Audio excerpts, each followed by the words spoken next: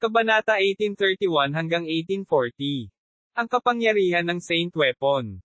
Ang dalawang cultivator ng pamilya Tong ay tumingin kay Juwo na may mapanuksong ekspresyon. Halatang halata ang pangungutya sa kanilang mga mata. Ang banal na kapangyarihan ay hindi dapat ipahiya. Kahit gaano kakalakas, wala itong silbi, walang pakialam na sabi ng isa sa kanila. Kinuha ni Juwo ang glided rake ng mag-isa. Ay nalalayan niya ang kanyang katawan at nahihirapang tumayo. Tulad ng sinabi nila, ang kapangyarihan ng banal na kapangyarihan ay masyadong nakakatakot. Kahit isang kurot lang nito ay halos patayin na si Juwo. Buhay ka pa, hindi masama, sabi ng isa pang tao. Kung gayon, bigyan natin siya ng isang nakamamatay na suntok.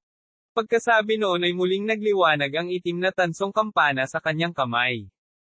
Ang mga bangkos ng banal na kapangyarihan ay natipon sa tansong kampana.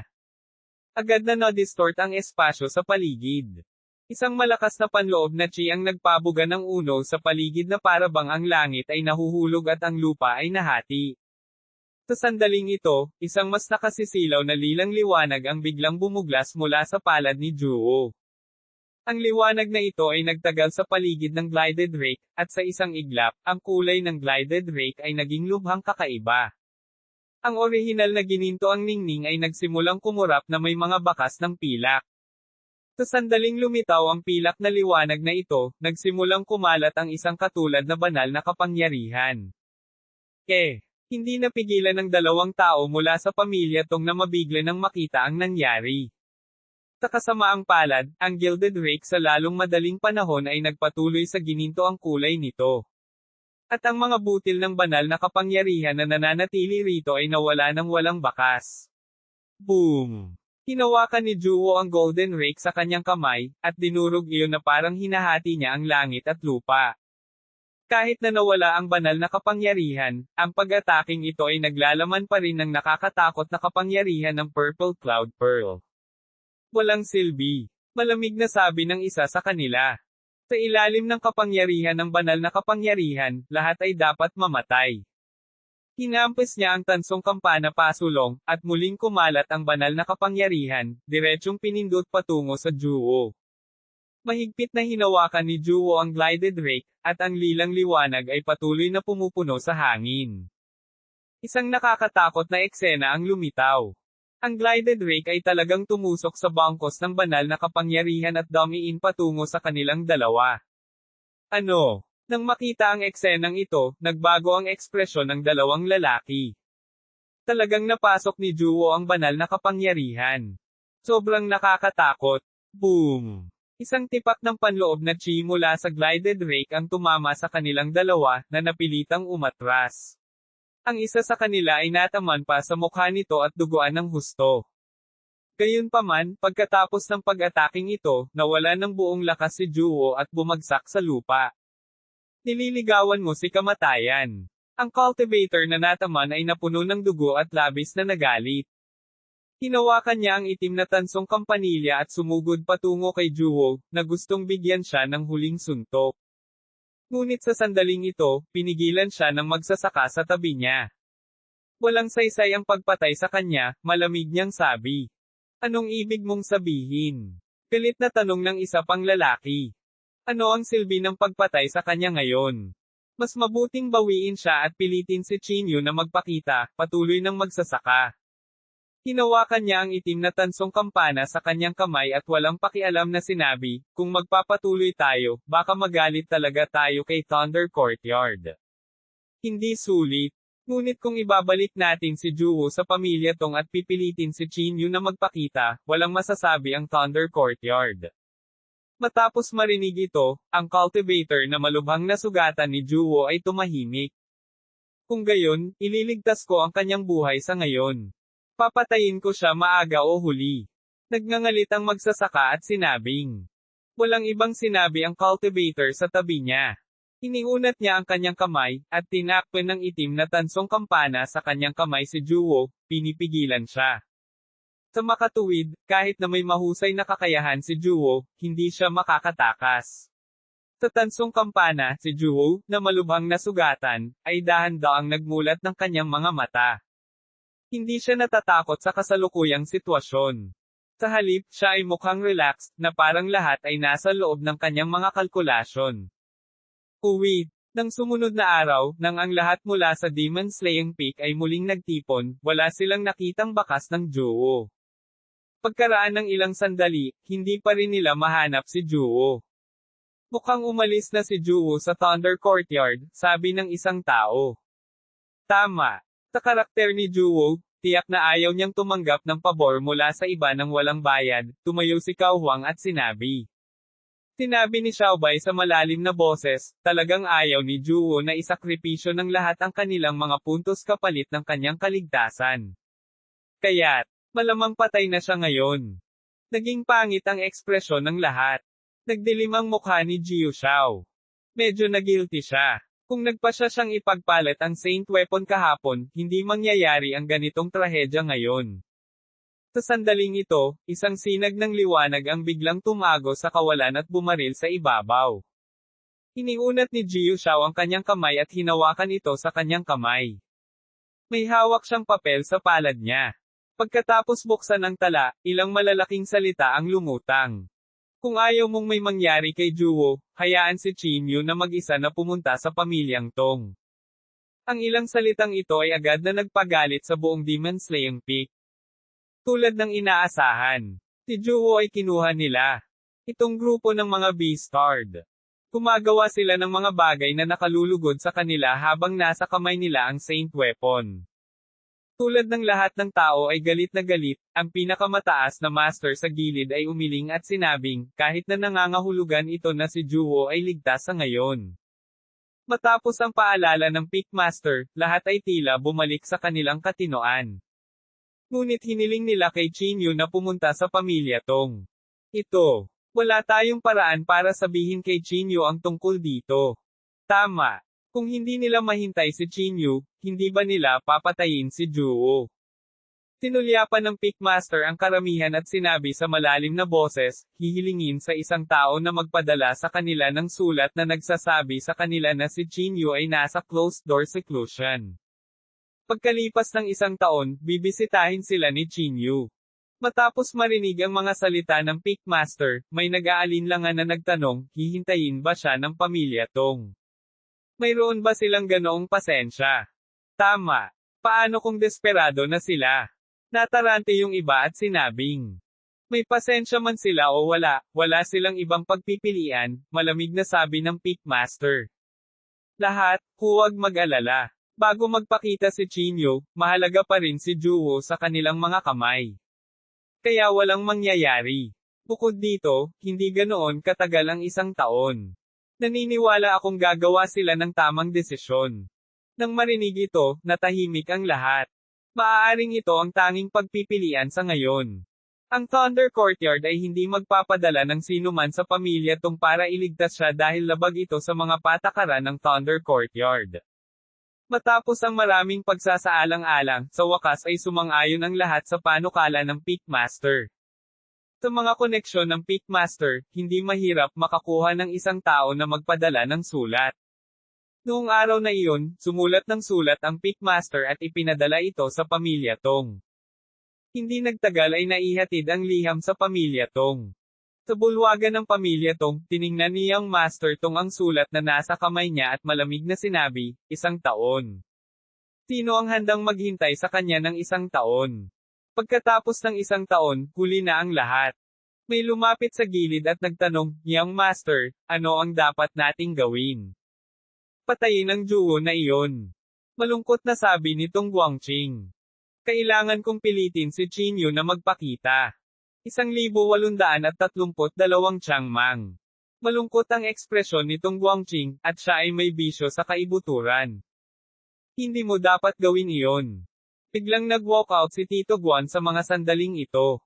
Siya ang matandang sumama kay Tong Guangqing sa Nanzhou noong araw na iyon. Bagamat hindi siya itinuturing na makapangyarihan, ang kanyang katayuan sa pamilya Tong ay medyo mataas. Maimpluwensya rin siya. Tandang padamdam. Bakit? Nagtaka si Tong Guangqing at nagtanong. Sinabi ni Uncle Guan sa malalim na boses, ang layunin namin ay hindi patayin si Juwo.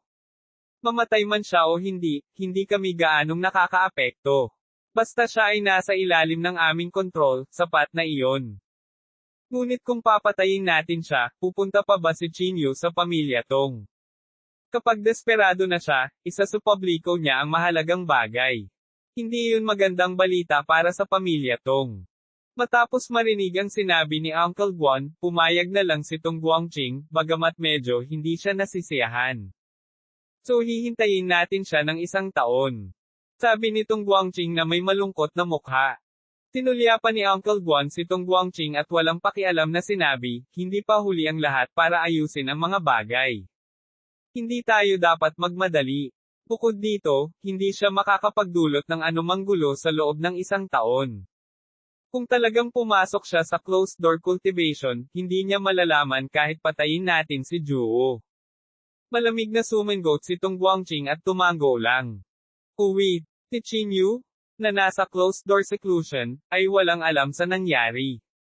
Si Chinyu, na malapit sa immortal na libingan, ay nararamdaman ang daw ng Immortal Emperor at ang walang katapusang dark energy. Ang Wangji Buddha Flame ay nakasabit sa itaas ng kanyang ulo, at tila ito ay sumanib sa kanya. Habang kumukupas ang Wangji Buddha Flame, tumaas din ang bilis ng paglamon ni Chinyu sa Wangji Buddha Flame. Ito ay isang napakahabang proseso. Walang nang-ahas na hulaan kung gaano ito katagal. Gayunpaman, napakahirap para sa isang magsasaka na baguhin ang anuman sa loob ng 1 taon. Sa larangan ng paglilinang na ito, kahit isang maliit na tagumpay ay aabutin ng mga dekada o kahit na daan-daang taon. Gayunpaman, anuman ang oras, palaging may mga hindi mapigil na mga henyo. Sa loob lamang ng maikling taon, ang banal na rehiyon ay nagsilang ng sunod-sunod na makikinang na bituin. Ang Thunder Courtyard ay tila nabawi ang kapayapaan nito, at lahat ay nagpatuloy sa kanilang karaniwang buhay. Ang Demon Slaying Peak ay kumukuha ng mga misyon araw-araw at nakinig sa mga lecture ng Dao minsan sa 1 buwan. Ang mga bagay na may kaugnayan sa pamilya Tong ay tila naging isang bagay ng nakaraan. At sa araw na ito, isang hindi inanyayahang panauhin ang lumitaw sa karaniwang payapang Thunder Courtyard. Isa itong matipunong lalaki na parang bakal na tore. Nakatayo siya sa gate ng Thunder Courtyard at nakatingin sa paligid. Di man it, this should be the place, ungol ng matipunong lalaki. Matapos kumpirmahin ito ng paulit-ulit, humakbang siya papunta sa Thunder Courtyard. Gayunpaman, pagpasok pa lang niya, hinarang siya ng 2 magsasaka. Ang kanilang mga mukha ay kasing lamig ng yelo, at ang kanilang mga katawan ay naglalabas ng ginaw. Sino ka? How dare you break into Thunder Courtyard? Malamig na sabi ng isa sa kanila. Wala bang nakasulat sa pinto mo na bawal pumasok? Tinulyapan siya ng matipunong lalaki. Nagkatinginan ang 2 lalaki, at pagkatapos ay malamig na saway sa kanya, ang Thunder Courtyard ay isang lugar kung saan walang sino man ang maaring pumasok sa kalooban. Ito ay isang karaniwang pagkakaunawaan. Nagpapanggap ka ba na ignorante? FCQ. Anong klaseng kalokohan ito? I've never heard of it. Cut the crap. I'm here to find someone, sumpa ng matipunong lalaki. Nang makitang hindi alam ng matipunong lalaki ang mga alituntunin, tumigil ang 2 lalaki sa pagsasalita ng walang kaparirikan at agad na iniabot ang kanilang mga palad upang sampilan ang matipunong lalaki. Gayunpaman, ang katawan ng matipunong lalaki ay kasing tigas ng itim na bakal. Nang sampilan siya ng palad, hindi talaga kumikibo ang matipunong lalaki. Gulat na gulat silang 2. Nagtaas sila ng ulo para tignan ang matipunong lalaki. Kayo muna ang nagsimula. Kaya huwag niyo akong sisihin sa pagiging impolite. Malamig na sabi ng matipunong lalaki. Pagkasabi noon ay nagbuga ng pulang ilaw ang kanyang katawan. Magsisimula na ang isang mahusay na labanan. Napakalakas ng matipunong lalaki. Ilang saglit lang, direktang pinalipad silang 2. Ang iyong kakayahan ay hindi gaanong mahusay, ang matipunong lalaki ay nanunuya at sinabi. Pumalakpak siya at naglakad muli sa Thunder Courtyard. Gayunpaman, ito ang Thunder Courtyard, ang banal na lupain para pag-aralan ng mga magsasaka. Kahit na ang siyam na dakilang aristokratikong pamilya ng Zhongzhou ay hindi maglalakas loob na maging walang pakundangan, lalo pa ang matipunong lalaking ito na nag-iisa sa harapan nila. Sa ilang sandali, isang malaking grupo ng mga magsasaka ang dumagsa sa Thunder Courtyard at pinalibutan siya. Ang matipunong lalaki ay walang ingat. Nang walang anumang pagkaantala, sumugod siya, nakakuyom ang kanyang mga kamao. Ang kanyang mga aksyon ay natural na nagulat sa buong Thunder Courtyard. Ang nakapangangilabot na lakas ng matipunong lalaki ay nagpa-atres ng sunod-sunod na alon ng mga magsasaka. Nang ang mga bagay ay lumampas sa kanilang inaasahan, isang panloob na chi ang biglang lumitaw. Ang panloob na chi na ito ay tila napakabanayad, ngunit ito ay lubhang nakakatakot. Para itong bundok na agad bumagsak sa matipunong lalaki. Kahit anong pilit ng matipunong lalaki, wala siyang magawa. Ang kanyang katawan ay walang awa na idiniin sa lupa, hindi makagalaw. Sa pagtapak sa isang walang kamatayang ulap, ang mukha ng matanda ay tila nagyelo. Sino ka? How dare you create trouble in Thunder Courtyard? Malamig na sabi ng matanda. Ang matipunong lalaki sa lupa ay nagtaas ng ulo at nagngangalit na mga ngipin ay nagsabi, "Di man it. Wala kang pakialam sa martial virtue." Isang grupo ng mga tao ang nananakot ng isang tao. Grandmaster Feng, ang taong ito ay walang katulad na bastos at hindi makatwiran. Nagsimula siya ng away sa sandaling siya ay pumasok sa pasukan. Dapat siyang parusahan ng mabigat. Sabi ng isang tao sa gilid. Ang matandang lalaki na tinatawag na Grandmaster Feng ay malamig na tumingin sa matipunong lalaki at sinabing, "Hindi masama ang iyong lakas. Isa kang mabuting panla. Bakit ka nagmamataas sa Thunder Courtyard?" Ang matipunong lalaki sa lupa ay nagngangalit ang kanyang mga ngipin at sinabi, "Ikaw ang hindi makatwiran. Hindi nakasulat sa pinto na bawal akong pumasok, ngunit napaka-agresibo mo nang pumasok ako. Sino ang nagpalayaw sa iyo?" Agad na nagdilim ang mukha ni Grandmaster Feng, at nagalit siya, "Country bumpkin, ikaw ay hindi marunong bumasa at sumulat. Kahit na ikaw ay napakatalino, hindi kita pababayaan ngayon." Dahil doon, itinaas ni Grandmaster Feng ang kanyang palad, at isang nakakatakot na internal chi ang dumaikit sa matipunong lalaki. Buong lakas na nagpupumiglas ang matipunong lalaki. Umuumbok ang mga ugat sa katawan, at sa isang sulyap, mukha siyang yak. Lalong misteryoso ang pulang ilaw sa kanyang katawan. Sa oras na ito, galit na umungal ang matipunong lalaki at talagang direktang nakawala sa nakakatakot na internal chi na dumidiin sa kanya. Bago pa makapag-react si Grandmaster Feng, sinugod siya ng matipunong lalaki na may hawak na pulang ilaw sa kanyang kamay. Bahagyang nagbago ang ekspresyon ni Grandmaster Feng. Gumuso siya at muling itinaas ang palad. Isang malaking kamay ang biglang bumaba mula sa langit at muling idiniin ang matipunong lalaki sa lupa. Napatulala ang mga tao sa paligid. Ang Grandmaster Feng na ito ay isang sikat na figure sa Thunder Courtyard. Ang kanyang lakas ay hindi maarok, ngunit ang magaspang na lalaking ito sa kanyang harapan ay hindi lamang nakalaya mula sa pagpigil ni Grandmaster Feng ngunit naglakas loob din na atakihin siya. "Di man it," malamig na sabi ni Grandmaster Feng. Pagkatapos ay itinaas niya ang kanyang daliri at itinuro ang matipunong lalaki na may nakakatakot na internal chi. Sa pagkakataong ito, nabigong makawala ang matipuno. Kinagat niya ang kanyang mga ngipin at sumigaw, "Qin Yu, anong klaseng katangahan ang ipinakilala mo sa akin? Inilagay mo talaga ako sa gulo." 1,833 paghahasik ng Discord. Nang marinig ang pangalan ni Qin Yu, pinaikit ni Grandmaster Feng ang kanyang mga mata. Agad niyang itinaas ang daliri niya at nagdiin pasulong. Nawala agad ang kaunting liwanag na iyon. Kaagad pagkatapos, humakbang si Grandmaster Feng at tumayo sa harap ng matipunong lalaki. "Kilala mo si Qin Yu?" Nagtatakang tanong niya. "Kung hindi," matapang na sabi ng matipunong lalaki. Tandang padamdam. "Ano ang relasyon mo kay Qin Yu?" Sumimangot si Grandmaster Feng at nagtanong. "Mga kapatid." Walang alinlangang sabi ng matipunong lalaki. Ang taong ito ay walang iba kundi si Chiang Mang. Siya ay sumugod sa Thunder Courtyard pagkatapos matanggap ang balita. Sa kasamaang palad, hindi pa niya narinig ang Thunder Courtyard, ni hindi niya alam ang papel na ginagampanan ni Qin Yu doon. Matagal na natahimik si Grandmaster Feng. Kahit na hindi siya pamilyar kay Qin Yu, narinig niya ang tungkol sa kanya. Nang makita niya ang matipunong lalaki sa kanyang harapan, nakaramdam siya ng habag sa kanya saglit. Higit sa lahat, ang talento ni Chang Mang ay talagang nabigla sa kanya. Siya ay may banal na katawan at kakilakilabot na kapangyarihan ng pagsabog, ngunit siya ay medyo walang ingat. Dalhin mo siya sa Dean. Pagkatapos ng maraming pagsasaalang-alang, sa wakas ay nagpa siya si Grandmaster Feng na hayaan ang Dean na magdesisyon. Kaya naman, sa pagsisikap ng lahat, dinala si Chang Mang sa dekano. Ang panloob na Qin ng Dean ay sobrang banayad ngunit mapang-akit sa parehong oras na walang nang ahas na tumingin sa kanya ng direkta. Kahit sa personalidad ni Chang Mang, naging magalang siya saglit. Ipinaliwanag ni Grandmaster Feng sa Dean ang nangyari.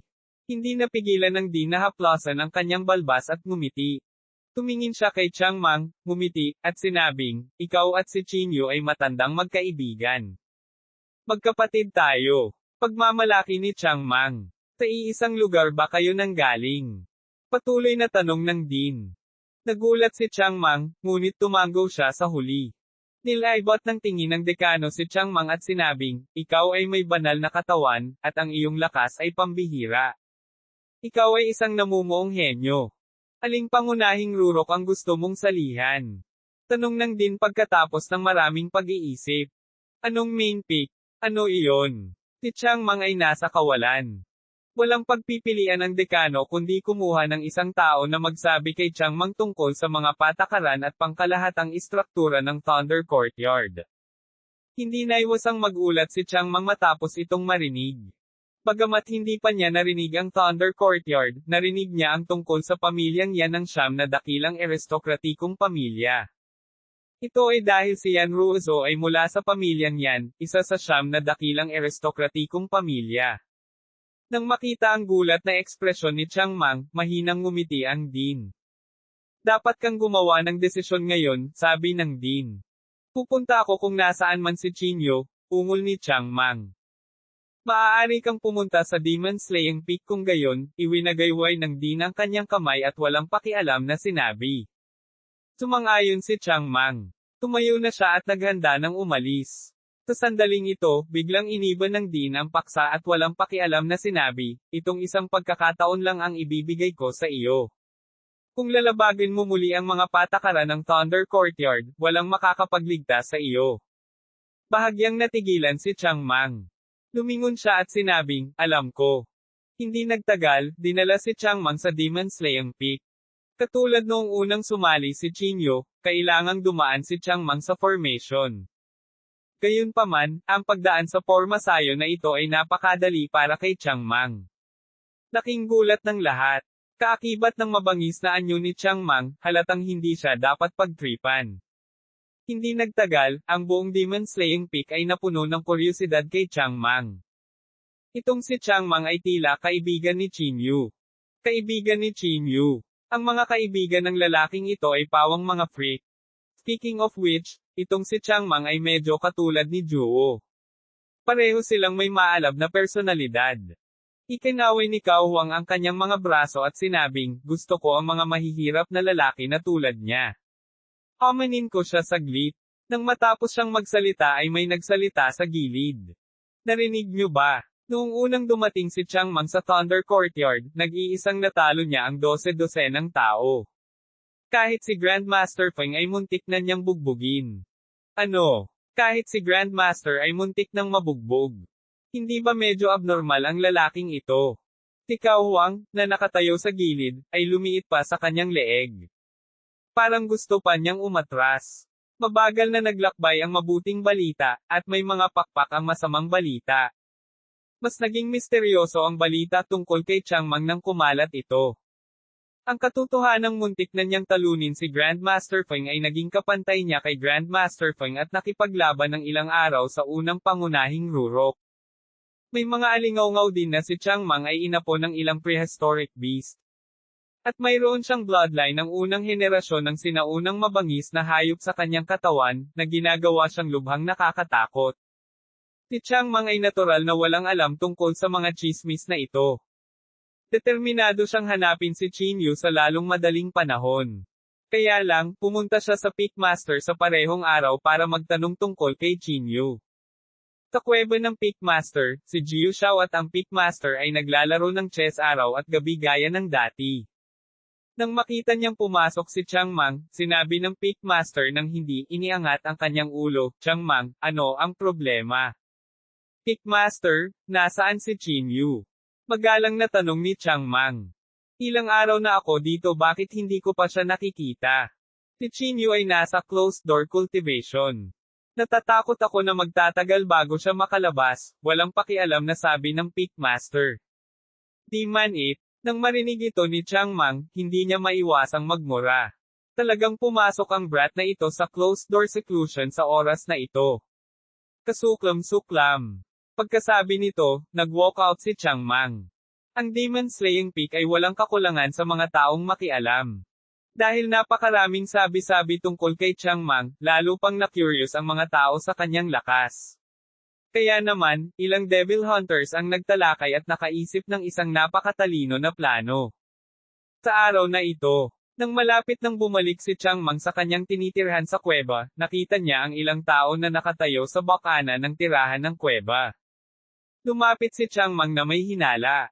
Inalis niya ang kanyang tingin sa mga taong ito at nagtanong, "Ano ang problema?" Ang isa sa mga Devil Hunter ay tumawa at nagsabi, "Changmang, aking kaibigan, narinig ko na kayo ni Chinyu ay malapit na magkaibigan.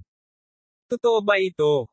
Kalokohan ka ba? Kung hindi lang siya matalik na kaibigan, bakit ako pupunta dito para hanapin siya?" Ungol ni Changmang. "Changmang, aking kaibigan, alam mo ba kung bakit pinili ni Chinyu na pumasok sa closed-door seclusion?" Bumantong hininga ang Devil Hunter at sinabi. Saglit na nag-isip si Changmang at sinabing, siguro gusto niyang dagdagan ang kanyang lakas sa lalong madaling panahon. Hindi, nagkakamali ka. Siya ay nabuli sa Demon Slaying Peak at hindi nakaligtas, bumantong hininga ang Devil Hunter at sinabi. Kaya walang pagpipilian si Chinyu kundi ang pumasok sa closed-door seclusion upang maiwasan ang laban. Nang marinig ito, agad na nagdilim ang ekspresyon ni Changmang. Ngunit maya-maya, sumimangot siya at sinabing, sa lakas ni Chinyu, sino ang makakabuli sa kanya? Ang lakas ni Chinyu ay tiyak na hindi isang problema. Ngunit dahil sa kanyang hindi nabanggit na mga pinsala, ang kanyang lakas ay naapektuhan. Nagpatuloy ang Devil Hunter sa paggawa ng mga kwento. Buntong hininga. Masyadong miserable ang buhay ni Chinyu sa Demon Slaying Peak. Buong araw siyang pinagmamasdan. Nakakaawa. Idinagdag ng ibang Devil Hunters, tama. Araw-araw binubuli ni Jiu Shao si Chinyu. May ilang pagkakataon na muntik nang mamatay si Chinyu. Masyado siyang walang awa. Namula ang mukha ng simpleng isip na si Changmang nang marinig ang kanilang sinabi. Napuno pa ng galit ang dibdib niya. 1834 The Furious Changmang. Isang iskarlate na panloob na chi ang nagmula sa katawan ni Changmang, at ang nakakatakot na hangarin sa pagpatay ay pinilit na paatras ang mga tao. Sinong bastard ang gumawa nito? Papatayin ko siya ngayon. Biglang hiniblot ni Changmang ang isang tao at mabangis na sinabi. Nang makita ang ekspresyon ni Changmang, lahat ay hindi maiwasang mataranta. Ito ay, si Jiu Shao. Siya ang may gawa nito. Oo. Si Jiu Shao ang pinuno ng Demon Slaying Peak. Tandang padamdam. Malungkot ang ekspresyon ni Changmang. Casual niyang inihagis ang tao sa gilid at saka naapakan sa lupa. Ang isang nakakatakot na panloob na chi ay agad na dumurog sa lupa. Sa sumunod na segundo, si Changmang ay tumayo ng mataas sa langit at umungal pababa, sinong bastard si Jiu Shao. Lumabas ka na. Isang nakakatakot na dagindong ang yumanig sa lupa at nagdulot ng isang umuusbong na tunog. May mga kuwebang tirahan na nanginginig at nagkapira-piraso. Si Jiu Shao, na naglalaro ng chess, ay hindi naiwasang sumimangot. May problema ba sa batang ito? Sabi ni Jiu Shao na nakakunot ang noo. Napakamot din ng ulo ang Peakmaster sa tabi niya. Hindi dapat. Medyo walang ingat ang batang ito, ngunit hindi siya mahihirapan sa iyo ng walang dahilan. Bago pa makapagsalita si Jiu Shao, isang dagindong ang muling nagmula sa langit. P-Star Jiu Shao? Lumabas ka. Ang galit na dagindong ni Chang Mang ay napakalakas na tumago sa eardrum ng lahat. Si Jiu Shao ang numero 1 tao ng Demon Slaying Peak, at hindi pa siya natrato ng ganito. Nanlamig ang mukha niya, at lumabas siya. Nang makitang lumabas si Jiu Shao, lihim na tumawa ang marami sa mga Devil Hunter. Gayunpaman, malinaw na ang mga bagay ay nangyari ng higit sa kanilang inaasahan. Tiningnan ni Jiu Shao ang labis na nabalisa na si Chang Mang at hindi maiwasang sumimangot. Ako si Jiu Shao, ikaw. Bago pa matapos ni Jiu Shao ang kanyang pangungusap, si Chang Mang ay sumugod sa kanya habang nakakuyom ang kanyang mga kamao. Ang kanyang nakakatakot na kapangyarihan ay nabasag ang espasyo, at ang hindi handa na si Jiu Shao ay direktang pinalipad. Agad nitong ikinagalit si Jiu Shao. Bigla siyang tumayo at malamig na sinabi, nililigawan mo ba si kamatayan? FCQ.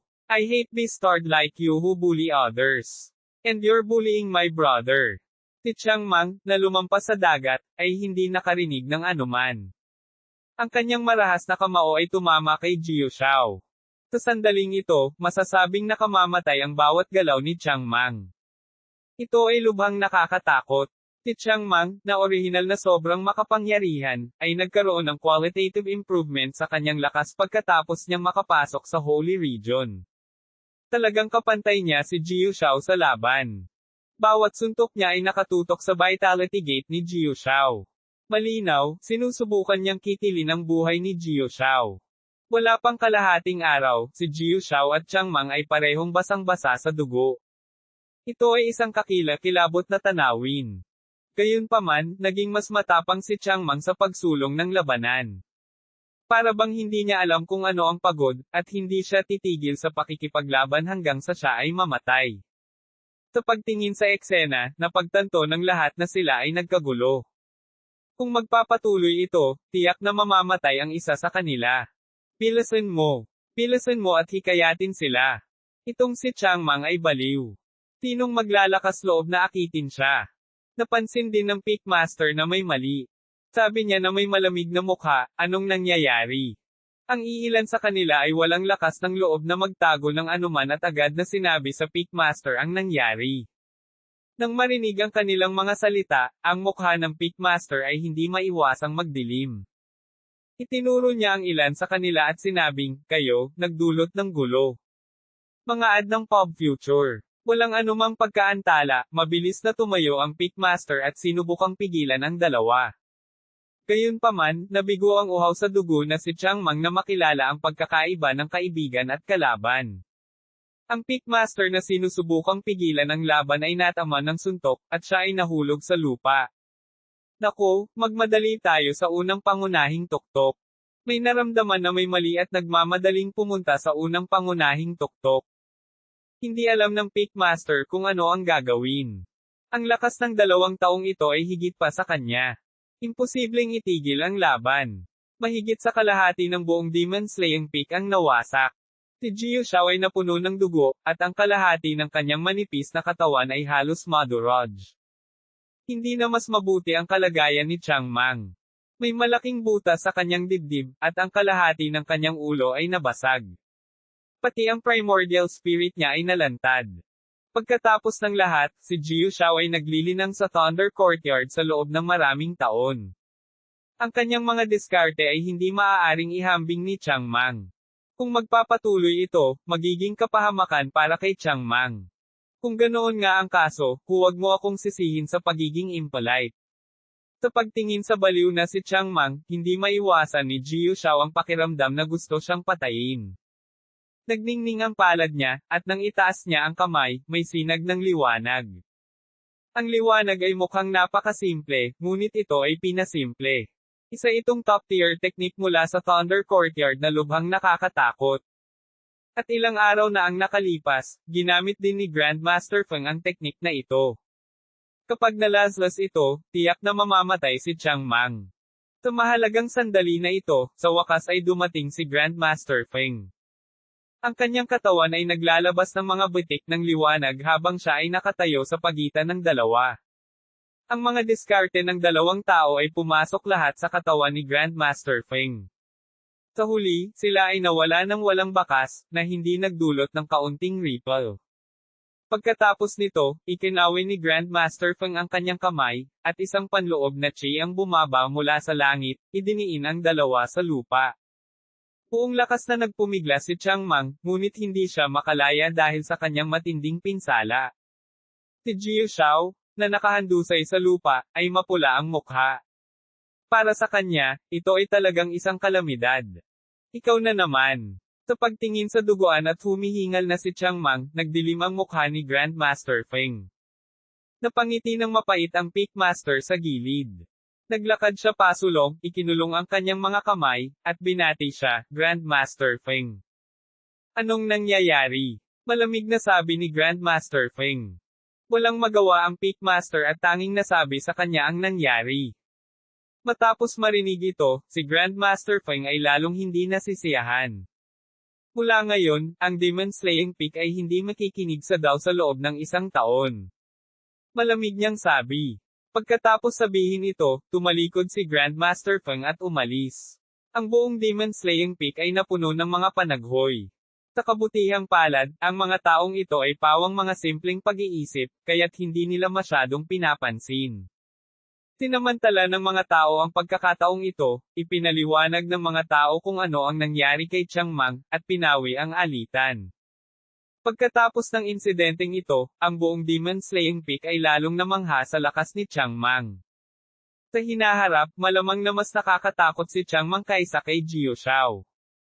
Kakapasok lang ni Chang Mang sa Reversion Void Stage, at ang kanyang Cultivation Realm ay mas mababa kaysa sa Jiu Shao. Pagkaraan ng ilang araw, ang Peakmaster at si Jiu Shao ay naglaro ng chess gaya ng dati. Bahagyang sinabi ng Peakmaster, Jiu Shao, sinasabi ng lahat na ang iyong posisyon bilang numero 1 sa Demon Slaying Peak ay hindi na garantisado. Ano ang pakiramdam mo? Tumangala si Jiu Shao sa Peakmaster at umiling, kailan ko pa inalagaan ang ganoong reputasyon. At saka, hindi pa rin natin alam kung sino ang mananalo. Uwit. Sa sandaling ito, walang alam si Qin Yu tungkol dito. Ang Wangji Buddhist flame na natipon sa itaas ng kanyang ulo ay mabilis na sumanib sa kanya. Lumipas ang oras, at lumipas ang 8 buwan sa isang kisap mata. Sa 8 buwang ito, tila bumalik sa normal ang lahat. Dahil wala na ang nanjo ng backup na bundok na kilala bilang Shaosheng, ang buong Lishao ay dahan-daang umuusad patungo sa pagkakaisa. Sinamantala ng maraming sekta ang pagkakataong pumunta sa Zhongzhou, umaasang makakuha ng suporta ng mga pamilya sa Zhongzhou. Nais nilang gamitin ang kanilang kapangyarihan upang maging Panginoon ng buong Lishao. Ang pamilyang Tong, na dumating sa Nanzhou matagal na ang nakalipas, ay natural na naging kanilang unang pagpipilian. Sa pamamagitan ng interbensyon ng pamilya Tong, hindi nagtagal ay naging matatag ang sitwasyon sa Lishao. At ang sa wakas ay pinag-isa ang lahat ng pangunahing sekta sa Lishao ay si Li Yingying, na matagal nang hindi nagpakita. 1835 ang pagduru sa Juo. Mula nang bumagsak ang North Plain, nawala si Li Yingying.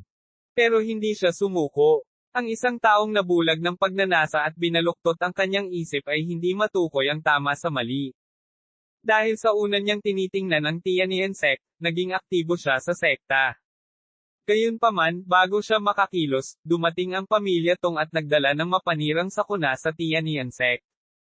Mabilis nitong ibinaling ni Li Yingying ang kanyang atensyon sa pamilyang Tong, at sinamantala rin niya ang pagkakataong ito na pabor sa kanila. Tandang padamdam. Ngayon, si Li Yingying ay nagtagumpay sa pagkuha ng posisyon sa pamilya Tong. Dahil siya ay may talento, sa simula, sa pag-aalaga ng pamilya Tong, ang kanyang lakas ay bumuti ng mabilis. Natutunan din niya ang maraming makapangyarihang mga diskarte sa paglilinang. Sa ganoong background, si Li Yingying ay naging alapers ng pamilya Tong ng tuluyan. Sa pamilya Tong, ang katawan ni Li Yingying ay natatakpan ng kumikinang na puting baluti. Hawak niya ang isang silver spear sa kanyang kanang kamay at 2 kulay na bola sa kanyang kaliwa. Ang 2 kulay na bolang ito ay ang pinakamataas na kayamanan na ibinigay sa kanya ng pamilya Tong. Bagamat hindi sila kasing galing ng Saint Weapons, hindi sila masyadong malayo. Tumingin si Tong Guangqing kay Li Yingying sa harap niya at tahimik na sinabi, mula ngayon, ibibigay na sa iyo si Liz Hao. Sana ay mabigyan mo ako ng kasiyasang tugon. Si Li Yingying, na sa wakas ay nakarating na sa kanyang posisyon, ay nagmamadaling tumango at sinabing, huwag kang mag-alala. Gagawin ko. Alam mo ba kung ano ang gusto ko? Pinaikit nitong Guangqing ang kanyang mga mata at nagtanong. Ang ganap na tuntunin, mabilis na sagot ni Li Yingying. Hahaha. Hindi napigilan nitong Guangqing na tumawa ng malakas. Talagang interesado ako sa Nanzhou. Naniniwala ako na dapat mayroong pinakamataas na kayamanan na nakatago sa Nanzhou, ngunit wala pang nakatuklas nito, walang pakialam na sabi nitong Guangqing. Sa puntong ito, biglang sinabi ni Uncle Guan, ano pa? Hanapin si Qin Yu at pilitin siyang magpakita, sabi ni Li Yingying na nakayuko. Tama iyan. Baka sa mukha ni Uncle Guan ang ngiti. Sa sandaling ito, bahagyang itinaas ni Uncle Guan ang kanyang kamay, at dalawang tao ang pumasok mula sa labas. Kinaladkad nilang dalawa ang isang batang babae na mukhang napakabata. At ang babaeng ito ay walang iba kundi si Juwo. Sa sandaling ito, si Juwo ay pinahirapan na hanggang sa puntong hindi na siya makilala. Napansin ng pamilyang Tong ang isang pinakamataas na kayamanan na nakatago sa loob ng katawan ni Juwo at naisip nila ang lahat ng paraan upang mailabas ang Purple Cloud Pearl. Sa kasamaang palad, nabigo silang gawin ito sa huli. Dahil din dito na si Juwo ay nasugatan ng husto at dumanas ng hindi makataong pagpapahirap. Isama mo siya. Ibitin siya sa pader ng lungsod bilang pagpigil, walang pakialam na sabi nitong Guangqing. Nakaramdam si Li Yingying ng hindi maipaliwanag na kasiyahan sa kanyang puso habang nakatingin kay Juwo. Si Li Yingying ay ipinanganak sa Nanzhou. Kaya natural na alam niya kung ano ang sinasagisag ni Juwo. Isa siya sa 3 baliw ng Nanzhou na nakatayo sa tuktok ng Nanzhou. Hindi kalabisan na sabihin na pangalawa lang siya sa magkapatid na Xiao. Gayunpaman, tiyak na ang kasiyahang nasa kanyang mga kamay ang ganitong uri ng tao na minsang hindi niya maabot ang nagparamdam kay Li Yingying ng labis na pagkasabik. Oo, sir. Si Li Yingying ay nagmamadaling yumuko at sinabi. Sa sandaling ito, bigla niyang iniba ang usapan at nagpatuloy, pero si Juwo ay may malapit na kaibigan sa Nanzhou na nagngangalang Wen Wanchong. Natatakot akong ipaglalaban niya si Juwo. Gumuso si Tong Guangqing at sinabing, nasabi ko na dati. Gusto ko ng absolute rule. Dapat tanggalin ang hindi matatag na mga taong ito. Mga ad ng pop future. Pagkasabi nito, tumingin si Tong Guangqing kay Uncle Guan. Naiintindihan, young master, agad na yumuko si Uncle Guan at sumagot.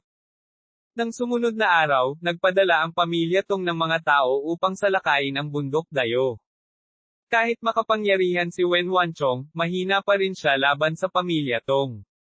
Pagkatapos ng malaking labanan, kinuha ni Wen Wanchong sina Wenda at Wen-er at tumakas mula sa Nanzhou. Hindi lang si Wen Wanchong kundi lahat ng nagbabanta ay pinatay ng pamilya Tong. Dahil ang pamilya Tong ang naghahanda ng daan para sa kanya, walang dapat ikatakot si Li Yingying. Pinili niya ang dating Tianyan sect bilang kanyang lungsod. At si Juwo ay dinala pabalik sa Nanzhou sa ganitong paraan. Sa Tianyan sect, umupo si Li Yingying sa upuan na dating kay Xiaosheng. Puno ng hindi maipaliwanag na kasiyahan ang kanyang puso. Sa pagtingin sa kalahating patay na si Juwo sa kanyang harapan, lalo siyang natuwa at hindi napigil ang matawa. Juwo? Hindi ko akalain na ako, si Li Yingying, ay maaaring uusigin ka balang araw, walang pakialam na sabi ni Li Yingying. Si Juwo, nakahiga sa lupa, ay nahihirapang itinaas ang kanyang ulo. Tumingin siya kay Li Yingying sa kanyang harapan at hindi maiwasang sampain, ano ka ba? Naalala ko na ngayon. Ikaw ang sikat, bitik sa Nanzhou. Hahaha. Nang marinig ito, hinigpitin ni Li Yingying ang kanyang mga mag-aaral. Bigla siyang umabant at hinawakan ang leeg ni Juwo. Kinagat niya ang kanyang mga ngipin at sinabing, sabihin mo yan. Naniniwala ka bang papatayin kita? Halika. Maglakas loob ka ba? Isa ka lang aso ng pamilya Tong. Si Juwo ay hindi natakot. Ito ang nakakasira sa prostate. Dapat basahin ito ng mga lalaki. Dapat basahin ito ng mga taong malabo ang paningin. Ang mga mata ni Li Yingying ay kumikislap na may bakas ng kasamaan. Hinawakan niya ang sibat at biglang sinaksak sa dibdib ni Juwo. Habaran siya at ibitin siya sa pader ng lungsod. Pilit na umungal si Li Yingying. Ang mga tao sa paligid niya ay agad na humakbang at gustong gawin ang walang hiyang bagay kay Juwo. If you dare, papatayin ko agad ang sarili ko. Malamig na sabi ni Juwo. Bahagyang nagbago ang ekspresyon ni Li Yingying. Kung ayaw ng pamilya tong namamatay si Juwo, hindi siya mangangahas na may mangyari sa kanya. Alam na alam ni Li Yingying na gagawin ni Juwo ang sinabi niya. Sige, pababayaan na muna kita, nag-aatubili na sabi ni Li Yingying. Huwag kang mag-alala, sabi niya habang nanlilisik ang mga mata. Pagkatapos na magpakita ng Chinyu, tiyak na mapilayan ko ang iyong paglilinang, babaliin ang iyong mga paa, at itatapon kita sa isang brothel. Pagkatapos sabihin ito, ikinaway ni Li Yingying ang kanyang kamay at inutusan ang kanyang mga tauhan na ibitin si Juwo sa pader ng lungsod ng Tianyang sect. Ang mga tao mula sa Nanzhou ay tumingin kay Juwo sa pader ng lungsod at hindi mapigil ang maging emosyonal. Talagang tadhana ang gumagawa ng tanga sa mga tao. Ang dating dakilang Juwo ay talagang nahulog sa ganoong kalagayan, bumantong hininga ang isang tao at sinabi. Ang mga malambot ang puso ay nanalangin para kay Juwo sa ibaba ng pader ng lungsod. At ang mga napupuot sa kanya ay susumpa sa kanya. Nang makita ito, lalo pang naging proud si Li Yingying. Noong araw ding iyon, iniutos niya na ang sinumang dumaan sa pader ng lungsod ay dapat dumura. Mabilis na kumalat sa Nanzhou ang balita tungkol sa gayong mabangis na babae. Uwi, sa Demon Slaying Peak, ang walang malasakit na si Chiang Mang ay nakipaghalubilo sa grupo pagkatapos ng nakaraang insidente. Si Chiang Mang ay personal na bumisita at humingi ng tawad kay Jiu Xiao sa pakikipag-away sa kanya noong araw na iyon dahil sa hindi pagkakaunawaan. Bukod pa rito, dahil sa namumukod tanging pagganap ni Chiang Mang sa pagsasagawa ng mga misyon, unti-unti siyang nagtayo ng prestihiyo sa Demon Slaying Peak. Chiang Mang, sa iyong talento, naniniwala akong malalampasan mo si Jiu Xiao sooner or later. Tama. Kung pag-uusapan, ang batang si Chinyu pa rin ang talagang may kakayahan. Pambihira ang mga naging kaibigan niya. Pinandilatan sila ni Chiang Mang at pinagalitan, kalokohan. Wala kayong alam. Si Chinyu ay mas malakas kaysa sa akin. Ang kanyang lakas ay higit pa sa akin, at ang kanyang mga tagumpay sa hinaharap ay tiyak na hihigit sa akin. 1836 ang kapigatian ng yugto ng pagbabalik na walang kabuluhan. Matapos marinig ang mga salita ni Chiang Mang, nagbiro ang mga tao sa paligid niya. Chiang Mang, huwag mong ipagmalaki ang iyong kapatid. Tama. Wala kaming nakitang espesyal sa kanya. Nanlaki ang mga mata ni Chiang Mang habang pinapagalitan, wala kayong alam. Talagang higit sa akin ang talento niya. Hindi lang siya lampas. Sa buong Thunder Courtyard, hindi, sa buong Holy Region, walang makakapantay sa kanya. Nang makita kung gaano kabalisa si Chiang Mang, hindi na kimkim ng lahat ang paksang ito. Gumiti lang sila nang walang sinasabi. Lumipas ang oras. Tandang padamdam. Sa isang kisap mata, isang buwan na ang lumipas. Si Juwo ay binitay sa tarangkahan ng lungsod sa loob ng isang buwan. Dahil malubha na siyang nasugatan, lalo siyang nagmukhang kaawa-awa matapos mabilad sa hangin at araw sa loob ng maraming araw. Para makapaghiganti kay Juwo, magpapadala si Li Yingying ng mga tao para pakainin ng gamot si Juwo araw-araw. Ang gamot na ito ay maaaring panatilihing malinaw ang isip ng isang tao. Ang layunin nito ay ipadama kay Juwo ang sakit at kahihiyan. Sa pader ng lungsod, si Li Yingying ay nakasuot ng puting baluti, may hawak na pilak na sibat sa kanyang kanang kamay at hinihila ang isang makulay na bola sa kanyang kaliwang kamay. Para sa isang sandali, siya ay tumingin napaka-impressive. Sa sandaling ito, may biglang umakbay. Panginoon ng lungsod, gustong makita ka ng isang lalaking tinatawag na Zuo Jing, sabi ng katabi niya. Nang marinig ito, agad na lumiwanag ang mga mata ni Li Yingying, at isang mapaglarong tingin ang lumitaw sa kanyang mukha. Zuo Jing. Dumating talaga siya. Pulong ni Li Yingying. Sabihin mo sa kanya na hihintayin ko siya sa tea room, sabi niya na may malamig na ngiti. Oo. Pagkatapos sabihin iyon, tumalikod si Li Yingying at tumungo sa tea room. Sa silid ng tsaa, si Li Yingying ay nagtitimpla ng isang kaldero ng tsaa. Sa tabi niya, dalawang matipunong lalaki ang naglalaro sa kanya. Ilang sandali pa, pumasok si Zuo Jing mula sa labas. Nang makita niya si Zuo Jing, bahagyang nanliit ang mga mata ni Li Yingying. Ngumiti siya at sinabi, "Brother Zuo, long time no see." Hindi gaanong nagsalita si Zuo Jing. Lumapit siya kay Li Yingying at umupo sa tapat nito. Malamig niyang sinabi, "Li Yingying, bakit mo ginagawa ito?" Anong ibig mong sabihin?" Sabi ni Li Yingying, nagkunwaring nagulat. Nagdilim ang mukha ni Zuo Jing habang sinabi niya, "Nasaktan ka na ba ni Lord Zuo? Bakit mo ginawa ang ganoong bagay?" Matapos marinig ito, bumantong hininga si Li Yingying at sinabing, "Ano? Matagal na tayong hindi nagkikita, at para sa Zuo na iyon ang unang pagkikita natin." Li Yingying, huwag masyadong malupit. Taway ni Zuo Jing. Malupit. Ngumisi si Li Yingying. "Zuo Jing, tingnan mong mabuti. Ang buong Nanzhou, at maging ang buong Lishao, ay nasa aking mga kamay na. Ako ang Panginoon ng Lishao. Gagawin ko ang lahat ng gusto ko." Medyo baliw na sabi ni Li Yingying.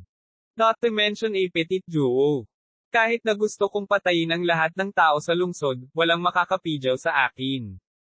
Huminga ng malalim si Zuo Jing, pinigilan ang kanyang galit, at sinabing, "Li Yingying, dahil sa dati nating pagkakaibigan, palayain si Zuo. At least, huwag mo siyang hiyain ng ganito." Gumisi si Li Yingying at sinabing, "Nakaraang pagkakaibigan.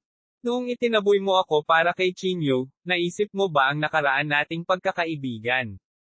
Sinasabi ko sa iyo, hindi ko lang siya binibitin, kundi ibibitin ko rin si Qinyu sa pader ng lungsod." Habang nagsasalita si Li Yingying, lalo siyang naging baliw. At ang kanyang mga mata ay nagsiwalat ng isang napakasamang tingin. "Wala kang pag-asa," malamig na sabi ni Zuo Jing. "Dapat nakinig ako kay Qinyu at pinatay ka noon. Ads by Pop Future. Nakakalungkot na wala ka ng pagkakataon," sabi ni Li Yingying na may malabong ngiti. Dahil alam niyang hindi niya ito makumbinsi, agad na tumayo si Zuo Jing para umalis. Ngunit sa sandaling ito, dalawang tao ang lumabas ng silid at hinaranggan ang daan ni Zuo Jing. Sumimangot si Zuo Jing. Lumingon siya para tingnan si Li Yingying at sinabing, "Ano? Gusto mo rin akong ibaba, di ba? Sa tingin mo ba pwede ka na lang pumunta at umalis kung gusto mo?" Sabi ni Li Yingying sa kakaibang tono. "Kung gayon ano ang gusto mo?" Lalong naging pangit ang ekspresyon ni Zuo Jing. "Iwanan mo ang iyong Silver Spring dito, at pakakawalan kita," bahagyang pinaikit ni Li Yingying ang kanyang mga mata at sinabi. Huminga ng malalim si Zuo Jing at sinabing, "Kailangan mo ba talagang maging walang awa? Ginagawa ko ito bilang pagsasaalang-alang sa nakaraan nating relasyon. Kung hindi, pinatay na kita dahil sa pakikipag-usap sa akin ng ganito," malamig na sabi ni Li Yingying. Lalong naging pangit ang ekspresyon ni Zuo Jing. Ikinuyom niya ang kanyang mga kamao, at isang hangarin na pagpatay ang nagmula sa kanya. Ngunit pagkaraan ng ilang sandali, biglang napahinga si Zuo Jing. "Sige. Ibibigay ko ito sa iyo. Ngunit kailangan mong sumama at kunin ito mismo," tumango siya at sinabi. Si Li Yingying ay hindi nag-isip tungkol dito at agad na lumakad ng tuwang-tuwa. Ngunit nang siya ay sumulong, biglang kinuha ni Zuo Jing ang Silver Spring. Ang Silver Spring sa kanyang kamay ay nanginginig at direktang nakatutok sa mukha ni Li Yingying. Malaking pagbabago ang ekspresyon ni Li Yingying, at nagmamadali siyang umiwas sa likod. Sa kabila ng kanyang mabilis na reaksyon, halos imposible para sa kanya na ganap na makaiwas sa pag-atake sa ganoong kalayuan. Ang Silver Spring ay dumaan sa mukha ni Li Yingying, nag-iwan ng sobrang nakakasilaw na peklat. Ang peklat ay naglabas ng itim na panloob na chi. Sa ilang sandali, nagsimula itong magkaroon ng marka sa mukha ni Li Yingying. Nangangahulugan din ito na hindi na mababawi ang mukha ni Li Yingying, at ang peklat na ito ay makakasama niya magpakailanman. Hinawakan ni Li Yingying ang peklat sa kanyang mukha na mabilis na nabuo, at ang kanyang mukha ay agad na naging mabangis. "Patayin siya! Patayin siya!" Buong lakas niyang sigaw. Isang malaking grupo ng mga tao ang biglang sumulpot sa labas ng kwarto. Lahat sila ay mga cultivator ng reversion void stage mula sa pamilyang Tong sa Zhongzhou. Nakakatakot ang lakas nila. Sa ganoong sitwasyon, hindi makatakas si Zhuo Jing kahit na mayroon siyang mga pakpak. Hinawakan niya ang silver spring sa kanyang kamay at buong lakas niyang pinatay. Sa kabila ng pambihirang lakas ni Zhuo Jing, mabilis siyang nahulog sa kawalan ng harapin ang napakaraming tao. Pagkatapos ng isang buong araw at gabi, ginamit ni Zhuo Jing ang lahat ng kanyang lakas para makatakas mula sa Tianyuan sect. Kahit na nagawa niyang makatakas sa lugar na ito, siya ay malubhang nasugatan at hindi alam ang kanyang kinaroroonan. Tiningnan ni Li Yingying ang malagim na peklat sa salamin, at ang kanyang mukha ay naging mas pangit. Papatayin ko talaga kayong lahat. Papatayin ko kayong lahat. Masama ang ekspresyon ni Li Yingying, at ang kanyang mga kuko ay bumaon sa kanyang laman. Uwid. Sa isang kisap mata, 9 na buwan na ang lumipas. Sa 9 na buwang ito, nakaupo si Qin Yu na naka-crossleg sa walang kamatayang biyaya ng walang kahit katiting na paggalaw. Pinaikot niya ang meridian circulation technique at nilamon ang Wangji Buddha flame sa napakabilis na bilis. Ang makinang na apoy ay tuluyang lumabo. Pagsapit ng ika-10 buwan, isang kislap na lamang ng liwanag ang natitira. Ang sinag ng liwanag na ito ay tila naghalo sa paligid. Hindi ito mapapansin ng isa ng hindi tinitingnang mabuti. Nangangahulugan din ito na malapit nang matapos ang paglamon ni Qin Yu. Malawak ang espiritual na kapangyarihan sa kanyang katawan at isang hakbang na lang ang layo niya sa reversion void stage.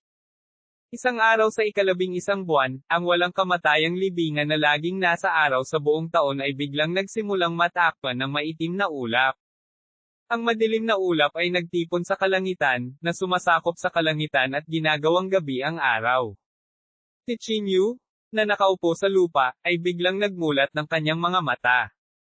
Tumangala siya sa langit at malamig na sinabi, "Reversion void stage, andito na ako." 1837 ang pagbaba ng landas ng langit. Dumagundong ang kulog sa kalangitan, at dumagundong ang walang kamatayang libingan. Tumangala si Qin Yu sa matagal nang naghihintay na makalangit na kapigatian ng walang anumang ekspresyon sa kanyang mukha. Ang lugar na ito ay ang walang kamatayang libingan, at ang makalangit na kapigatian ay nagtipon sa itaas ng libingan. Hindi maiwasan ni Qin Yu na mag-isip. Ang kapangyarihan ng Immortal Emperor ay hindi maisip, at maaari pa nga siyang bumuo ng sarili niyang Dao technique. Sa harap ng makalangit na kapigatian, ang walang kamatayang libingan na ito ay maaaring may pakinabang. Siyempre, hula lang ito ni Qin Yu, at walang makakatiyak. Tandang padamdam. Sa makatuwid, ang katawan ni Qin Yu ay naglabas ng gintong liwanag. Itinaas niya ang kanyang ulo at tinitigan ang makalangit na kapigatian, naghihintay na bumaba ang unang alon ng makalangit na kapigatian. Boom! Boom! Boom! Sa sandaling humipo ang makalangit na kapigatian, tila naramdaman ito ng walang kamatayang libingan. Dumagundong ang buong walang kamatayang libingan na para bang maghiwa-hiwalay ang langit at lupa. Ito ay lubhang nakakatakot. Inayos ni Qin Yu ang kanyang tingin. Inayos niya ang kanyang panloob na chi sa sukdulan at ipinakita ang lahat ng kanyang mga diskarte sa sukdulan. Ang ginintoang ningning ay nagpamukha sa kanya na isang Diyos, at ang mga sinag ng nakasisilaw na ginintoang liwanag ay naglalabas mula sa kanyang katawan. Boom! Sa oras na ito, ang makalangit na kapigatian ay nagsama-sama, at isang nakakatakot na panloob na chi ang bumagsak ng husto. Ang makalangit na kapighatiang ito ay nakakatakot sa sukdulan. Napakalaki nito na parang gustong bumalot sa buong langit at lupa. Agad na pinalamutian ni Qin Yu ang panloob na chi sa kanyang katawan, naghahanda na labanan ang makalangit na kapighatian. Gayunpaman, sa sandaling ito, isang napakatalim at nangingibabaw na panloob na chi ay biglang lumabas mula sa gitna ng mundo. Ang panloob na chi na ito ay napakalaki na walang sinuman ang nang-ahas na tumingin dito ng direkta. Ang isang maliit na tipak lamang ng panloob na chi na ito ay magpaparamdam sa mga tao ng hindi matiis na pagmamataas nito sa katawan nito na para bang ito ang tanging tunay na Panginoon ng mundong ito. Mabilis na tinanggap ng panloob na chi ang makalangit na kapigatian, at malalakas na dagindong ang lumabas mula sa walang kamatayang libingan. Ang mga dagindong ito ay walang katulad na sagrado. Pinalangkas nila ang lahat ng pamamaraan ng Tao sa mundong ito. Sa isang sulyap, tila isang malaking kamay ang nag-uunat mula sa ibaba, na direktang humahawak sa makalangit na kapigatian. Boom! Isang nakakatakot na tunog ang kumalat. Ang makalangit na kapigatian ay direktang nadurog. Gayunpaman, ang panloob na chi na lumabas mula sa immortal na libingan ay hindi nawala. Sa halip, dumiretso ito sa langit. Tila sinasabi nito sa makalangit na kapigatian kung sino ang tunay na Panginoon ng mundong ito. Sa totoo lang, pwede talaga. Puno ng pagkabigla ang mukha ni Chinyu. Kahit nahulaan na niya ang kinalabasan, labis pa rin siyang nabigla nang mangyari iyon sa harapan niya. Isa lamang itong walang laman, ngunit parang isang maladyos na figure ang nakatayo roon, humaharap sa langit. Nakaramdam lang si Chinyu ng labis na pagkagulat. Ito ba ang kapangyarihan ng Immortal Emperor? Kahit na siya ay bumagsak maraming taon na ang nakaraan, mayroon pa rin siyang kilos na humarap sa langit at lupa. Ang lahat ng mga pamamaraan at batas ng Tao ay tila hindi siya kayang pigilan.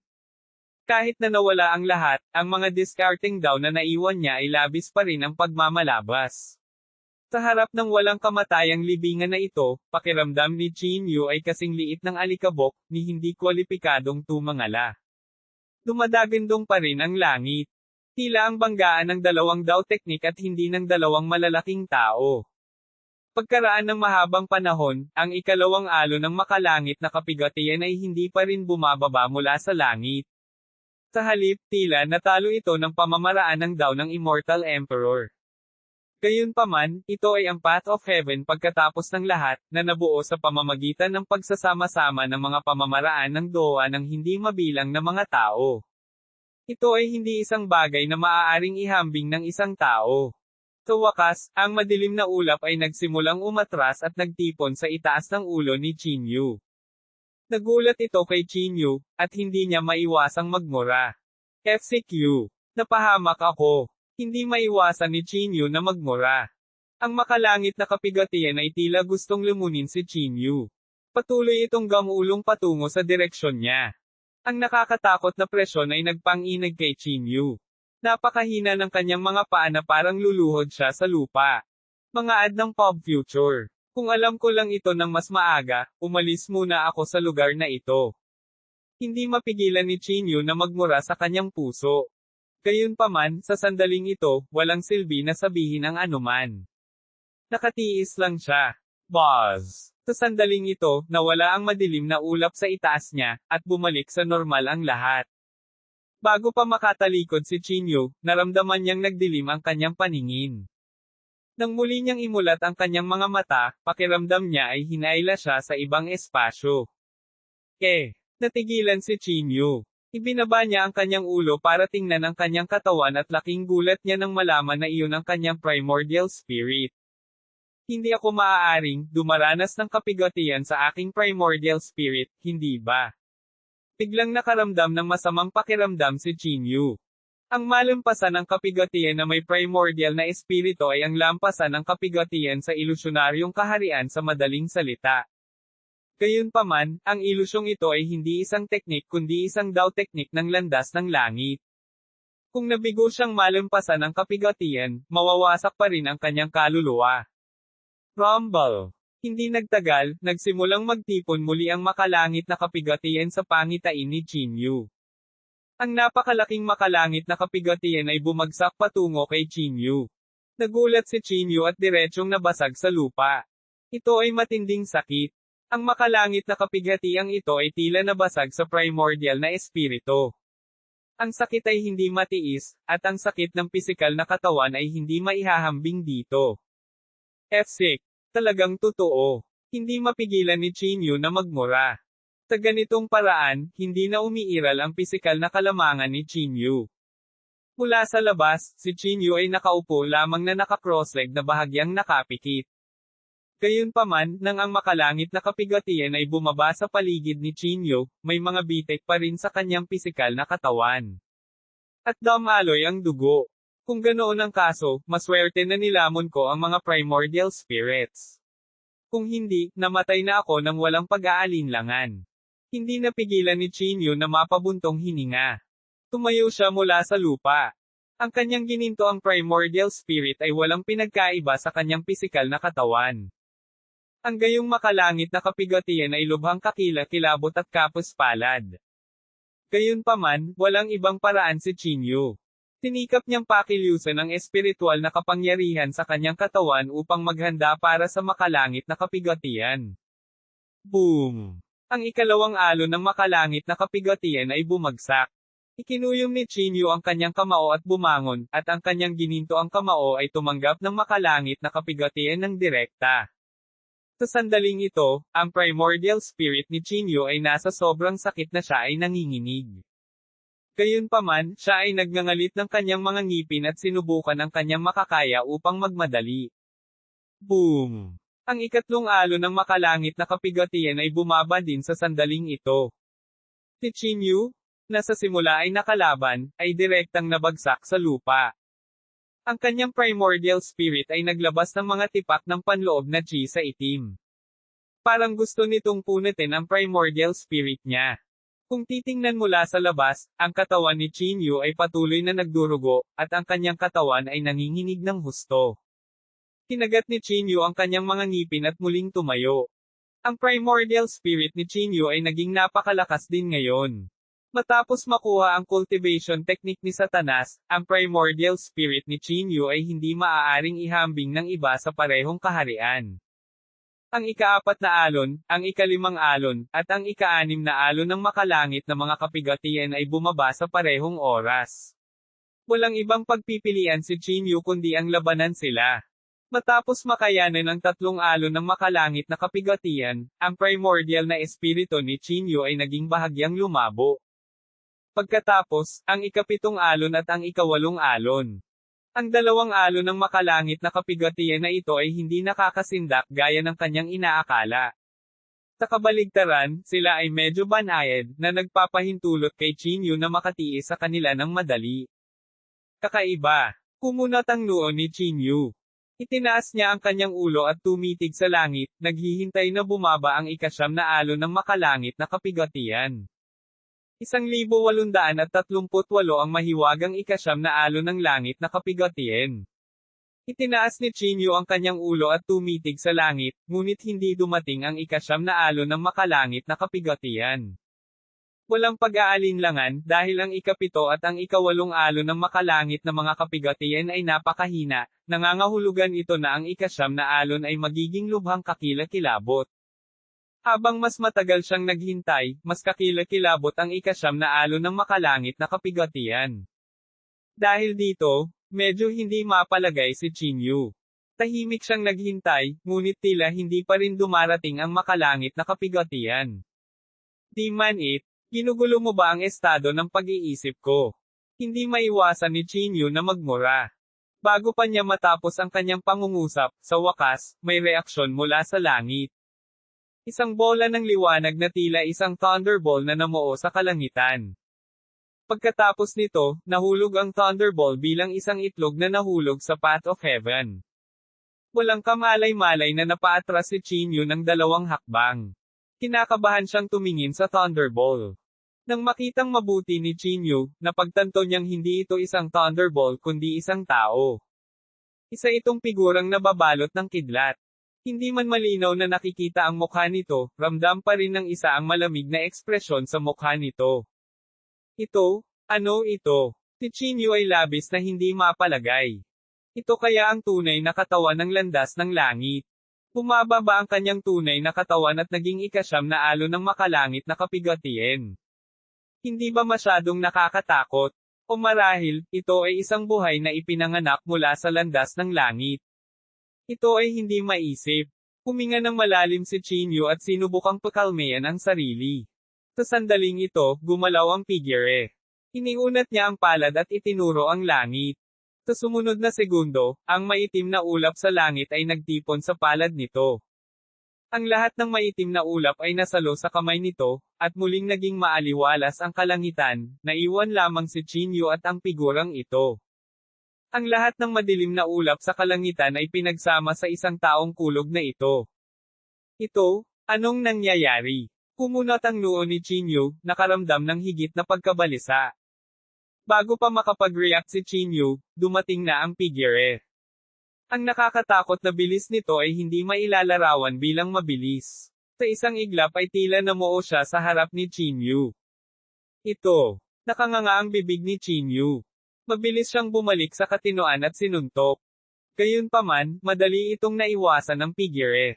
Tulad ng nahulaan ni Chinyu, ito ay tila nawawala at lilito muli sa isang partikular na lugar anumang oras. Katumbas ito ng isang kakayahan kung saan nagagawa nito ang mga bagay sa kalooban, at hindi ito makokontrol. Pwede ba? Isang Dao technique. Si Chinyu ay may nakakatakot na naisip. Gayunpaman, sinubukan pa rin ni Chinyu ang kanyang makakaya na basagin ito. Ginamit niya ang lahat ng kanyang mga diskarte, ngunit walang epekto.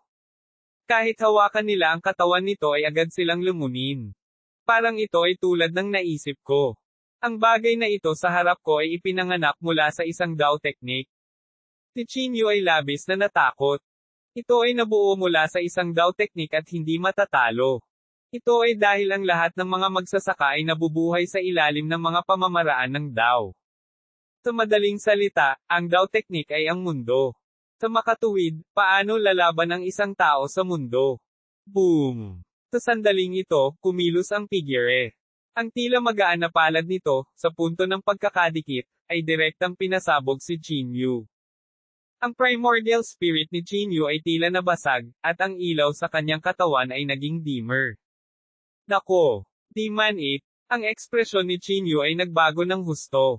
Mga ad ng pop future. Kung ang bagay na ito ay talagang na-condensed mula sa mga pamamaraan ng Dao, hindi na ito kailangang gumawa ng anumang hakbang.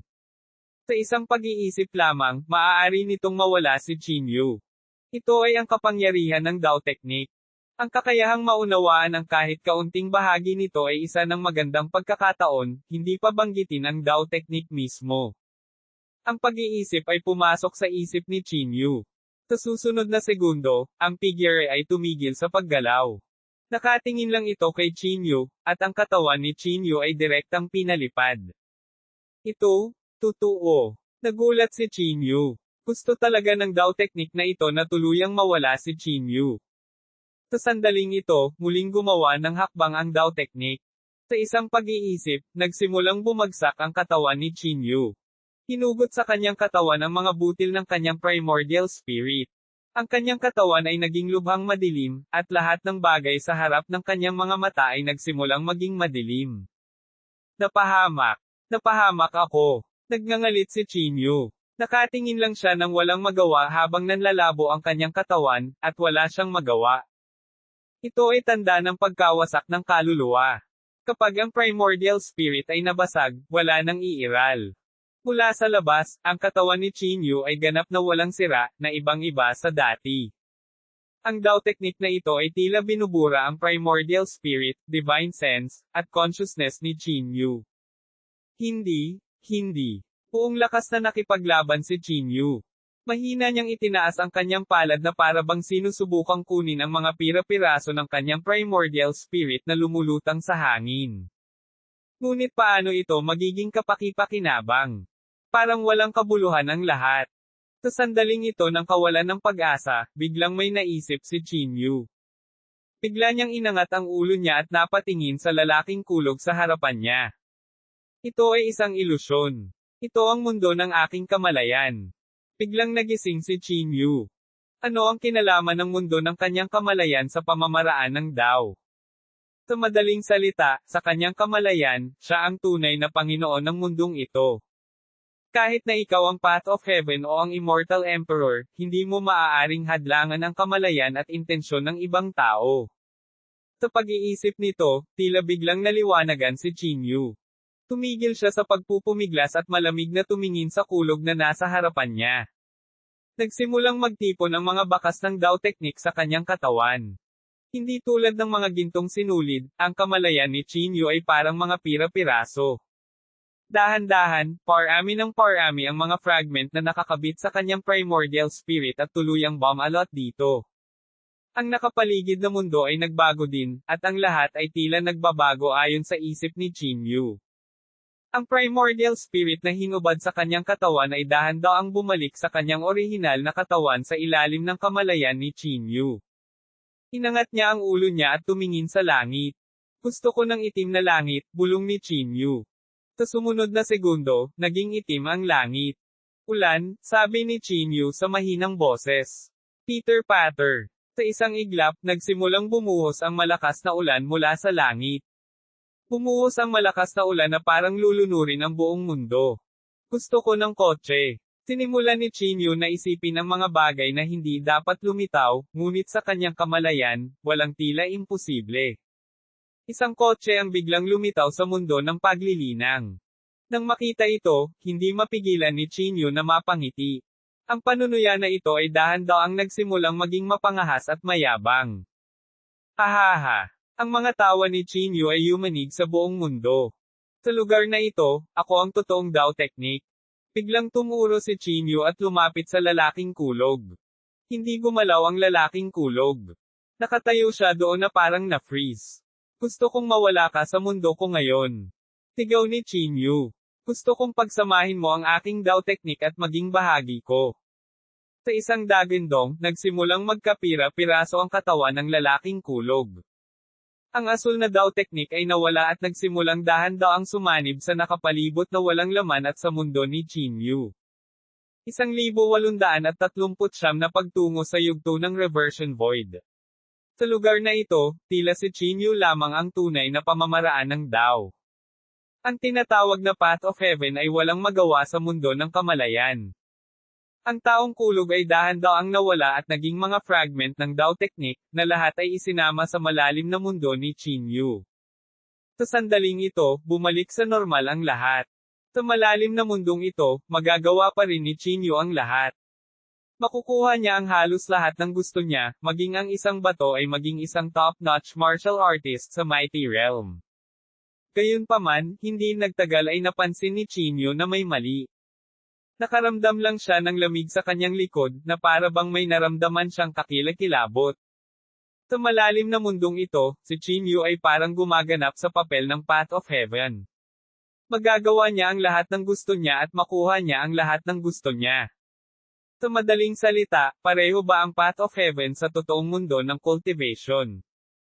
Kung talagang mayroon siyang sariling kamalayan, mababago ba niya ang lahat sa isang pag-iisip? Ito ay hindi maisip. Path of Heaven. Marahil ito ay isang kamalayan lamang, isang batas, at hindi isang tao, naisip ni Chinyu sa kanyang sarili. Kung hindi, ang tinaguriang Immortal Emperor ay hindi na sana lumitaw dahil bago lumitaw ang Immortal Emperor, ang Path of Heaven ay maaaring maglaho sa isang tao nang may pag-iisip o kahit na gawin ang isa na hindi kailanman lumitaw sa mundong ito.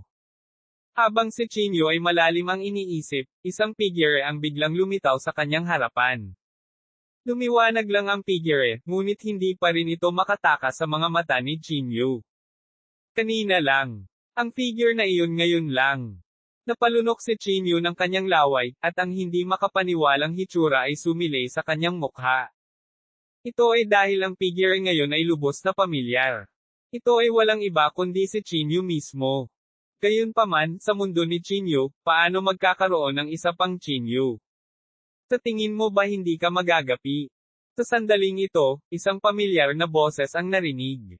Ang pamilyar na boses ay kay Chinyu. Biglang natense ang katawan ni Chinyu. Nagmamadali siyang tumangala at nakita niya ang isang taong kamukhang kamukha niya na nakatayo sa harapan niya. Ang naiiba kay Chinyu ay ang kanyang mukha ay puno ng kasamaan at lamig, at ang layunin ng pagpatay sa kanyang katawan ay nagparamdam sa mga tao na siya ay nagmula sa impyerno.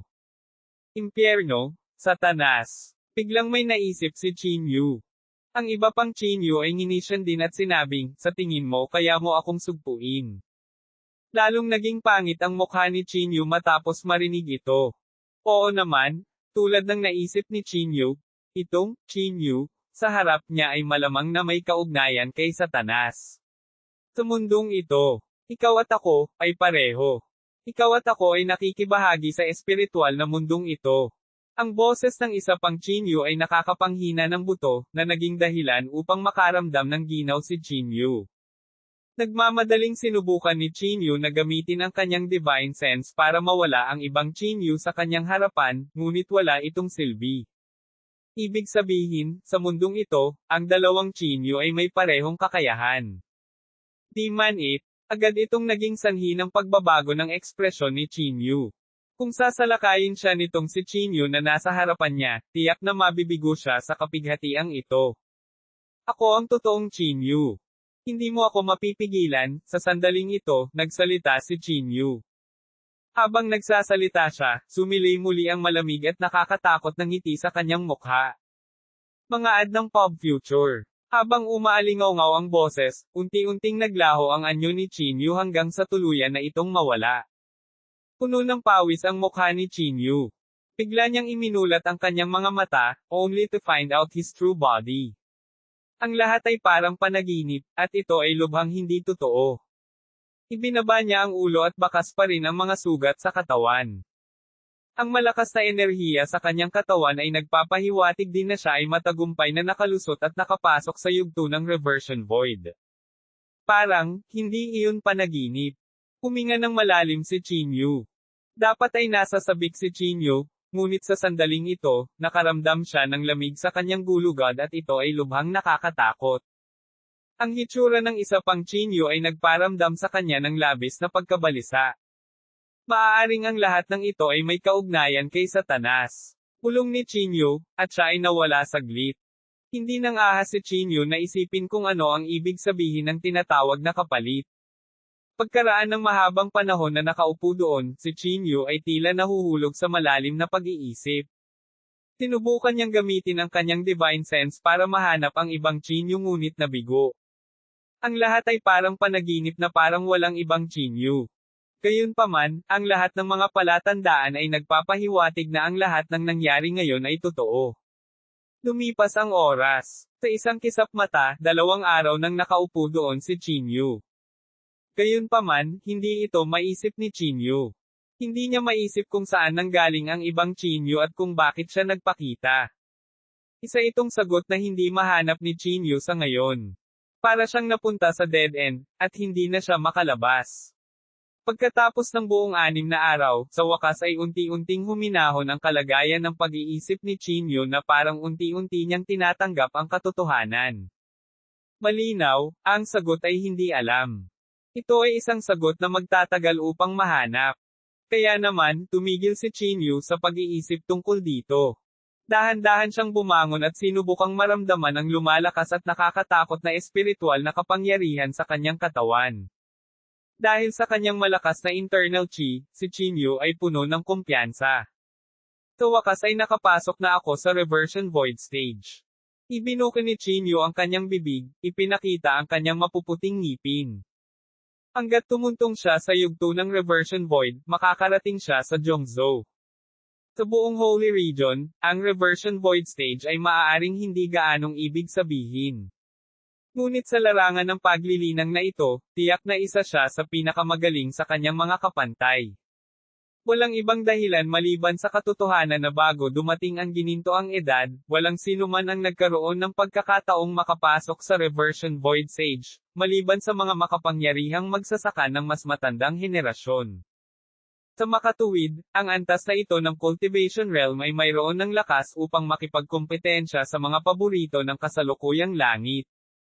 Habang si Chinyu ay malalim ang iniisip, biglang nanginig ang kawalan sa harapan niya. Sa sumunod na segundo, nakita niyang lumabas si Dinley sa kawalan.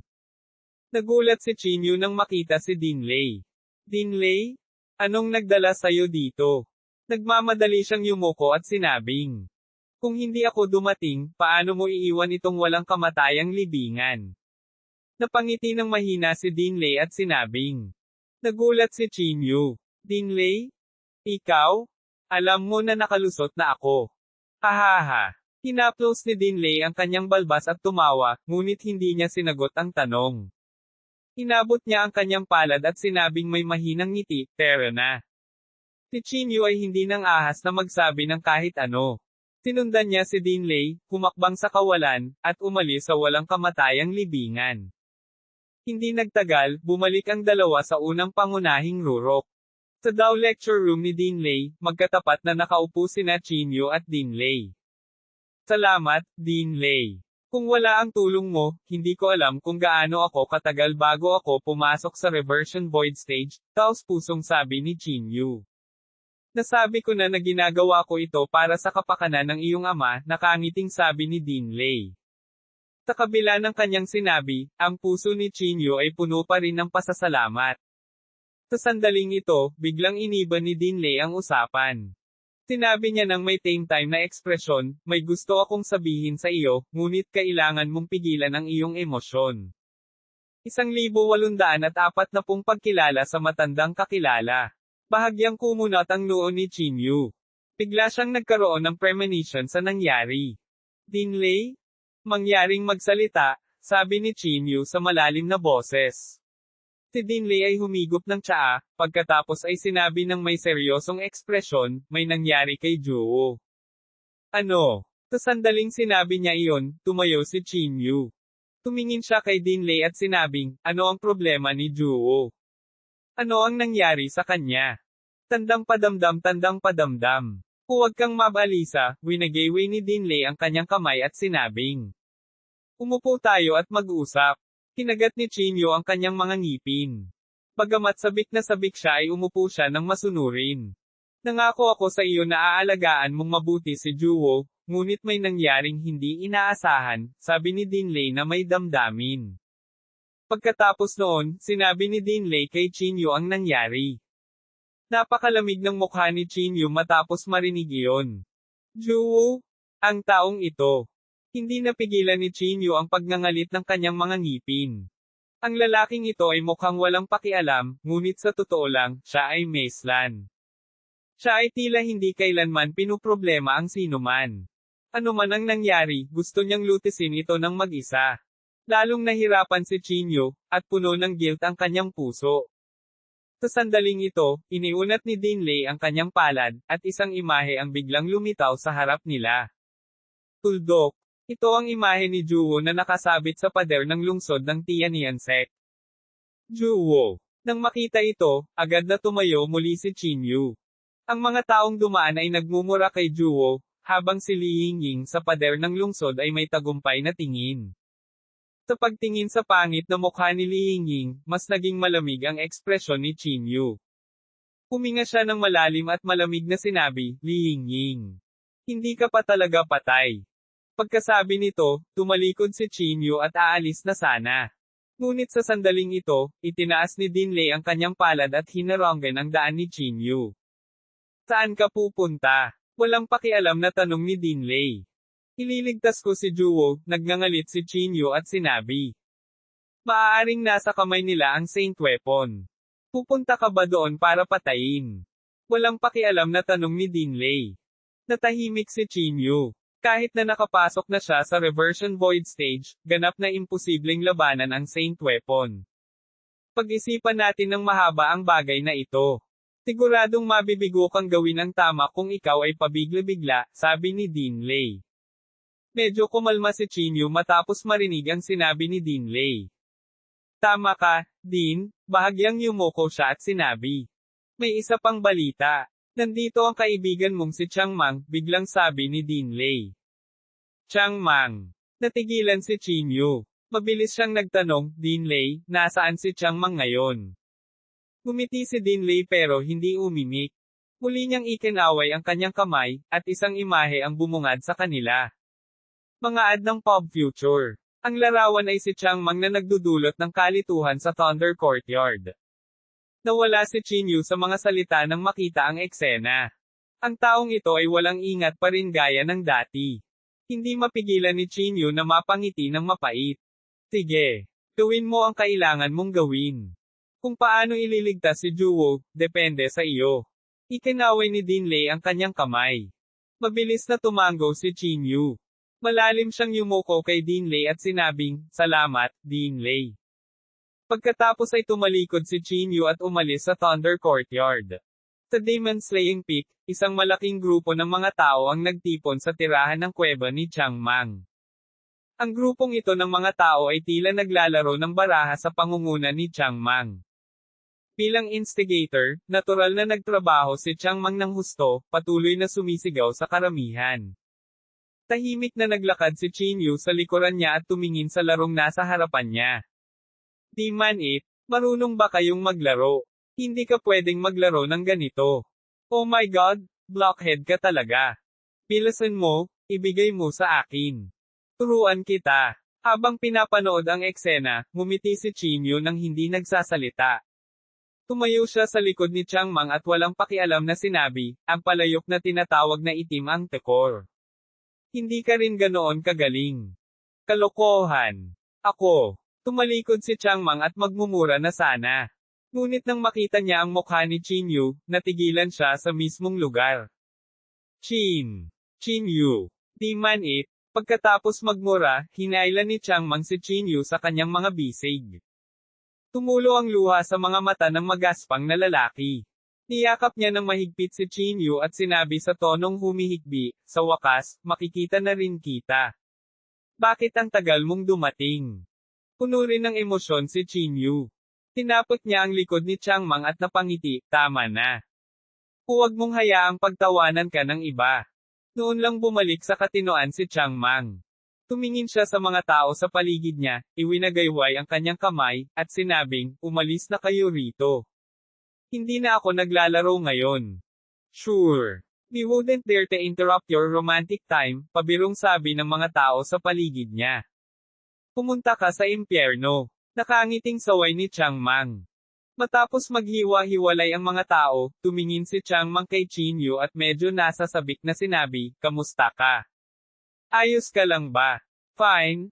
I'm doing very fine, nakangiting sabi ni Qin Yu.